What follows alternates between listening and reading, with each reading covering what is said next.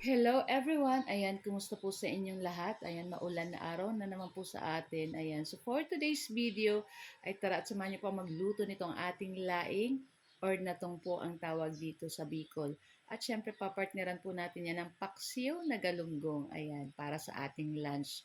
So guys, tara na at samahan niyo po magluto and enjoy watching po. So ayan na nga, meron po tayo dito nga dahon na tuyo ng gabi. So usually po dito sa Bicol, yung dahon ng gabi ay binibilad po nila hanggang matuyo. Tapos pagkatas kinikinit-kinit po nila yon or hinihimay-himay ng maliliit. Ayan.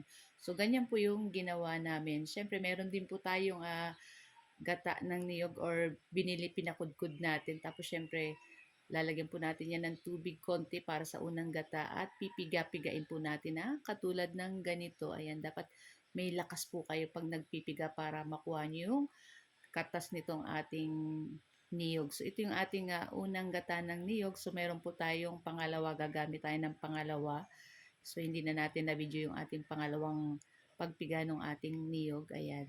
Tapos, meron po ako dyan guys, balat ng baboy. Ayan. Ano lang po natin yan para pampalasa dito sa ating lulutuin na natong or laing. So, sa isang kawali, syempre, pakasangkot siya natin ng ating balat ng pork. Ayan, nilagyan natin ng tubig, pinakuluan hanggang lumabas yung mantika. Magmantika yung nung ating pork dyan. Siyempre, maglalagay pa rin po tayo ng konting mantika at tapos magigisa na tayo ng ating luya, bawang, sibuyas. Tapos, ilalagay na rin natin dyan yung ating pangalawang gata ng niyog at pagkulo, ay pwede na nating ilagay dyan yung ating hinimay-himay na maliliit na dahon ng gabi. So, hindi muna natin yan hahaluin guys. Para sabi daw nung dito sa Bicol is walang kati. Huwag mo nang hahaluin yung unang, hintayin lang natin. Ayan, ganyan-ganyan lang. Tapos, takpan lang po natin iyan. At pagkulutan ng anong ating gata ng niyog, saka ng ating laing, pwede na nating haluin. So, naglagay lang po ako dyan ng 1 teaspoon sugar para pambalance sa lasa nitong ating nilulutong laing. Ayan. Tapos, ayan na, okay na to.